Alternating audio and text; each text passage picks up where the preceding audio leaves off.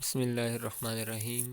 عزیز طلباء، گزشتہ سبق کے اندر ہم نے مصنف جو ہیں پہلے سبق کے شاہد احمد دہلوی صاحب، ان کے بارے میں چند باتیں جو خاص طور پر ذکر کرنے کے لائق تھی وہ ہم نے ذکر کی۔ پھر اس کے بعد جو اصل مقصد تھا شخصی خاک کا، جو ہمارا مولوی عبدالحق صاحب پر لکھا گیا شاہد احمد دہلوی صاحب نے، اس کے پہلے 3 پیراگراف مختصراً پڑھے۔ ان پیراگرافز کے اندر ہم نے نہایت اہم جو باتیں ہیں وہ یہ پڑھی کہ مولوی صاحب کہاں پیدا ہوئے، ہاپوڑ میں پیدا ہوئے۔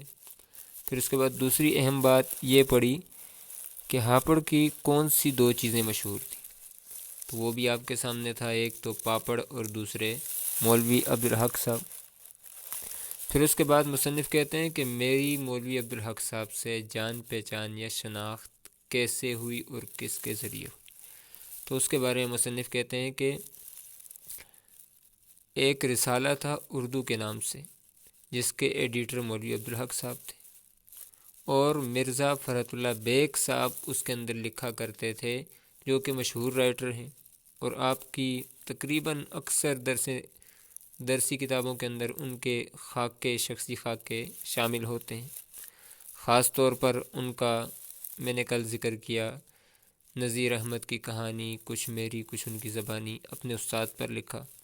پھر مولوی وحید الدین سلیم پر ان کا ایک خاکہ سیکنڈ ایئر میں آپ پڑھیں گے، ایک وصیت کی تعمیل، بہت ہی خوبصورت خاکے انہوں نے لکھے۔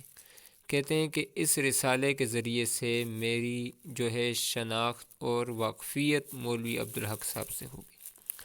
پھر اس ضمن کے اندر کہتے ہیں کہ فرحت اللہ بیگ صاحب جو مصنف کا رسالہ تھا ساقی، اس کے اندر بھی کچھ لکھ کر بھیج دیا کرتے تھے، وہ بھی شائع ہو جایا کرتا تھا۔ اب اس کے بعد آج کے سبق کے اندر ہم پڑھیں گے کہ مولوی عبدالحق صاحب کی شخصیت کے جو نمایاں پہلو ہیں وہ کون کون سے تھے۔ مولوی عبدالحق صاحب کو بابا اردو کیوں کہا جاتا ہے، بابا اردو کہنے کی وجہ کیا ہے، انہوں نے اردو کے لیے کون سی ایسی خدمات انجام دی ہیں کہ انہیں بابا اردو کہا جاتا ہے۔ تو آج کا سبق ہم اسٹارٹ کرتے ہیں۔ تو مصنف کہتے ہیں کہ 1930 کے بعد میں کئی دفعہ حیدرآباد گیا، مگر مولوی صاحب سے شرف ملاقات حاصل نہ کر سکا۔ شرف ملاقات ملنے کا موقع، شرف ملاقات حاصل نہ کر سکا۔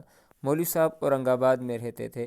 اورنگ آباد، یہ اورنگ آباد جب میں سنتا ہوں تو اکاؤنٹنٹ صاحب میرے ذہن کے اندر آ جاتے ہیں، اورنگزیب صاحب، معذرت کے ساتھ کہ مولوی صاحب اورنگ آباد میں رہتے تھے۔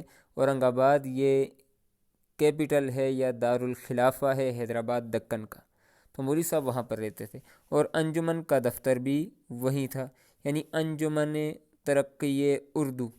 اس کی بنیاد 1903 کے اندر مولوی صاحب نے یعنی مولوی عبدالحق صاحب نے رکھی تھی۔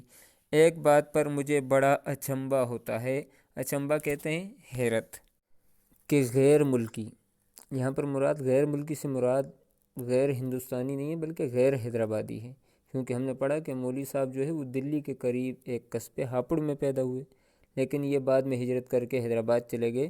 تو مصنف کہتے ہیں کہ غیر ملکی یعنی غیر حیدرآبادی ہوتے ہوئے بھی مولوی عبدالحق اتنی طویل مدت تک حیدرآباد میں کیسے رہے۔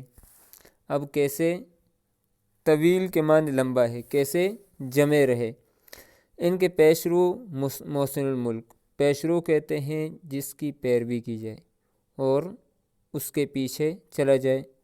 محسن الملک، وقار الملک، مولوی نذیر احمد اور مولوی صاحب کے ہم عصر مولوی ظفر علی خان اور مولانا عبدالماجد دریابادی، اور خبر نہیں کون کون اس ریاست میں اپنے قدم نہیں جما سکے۔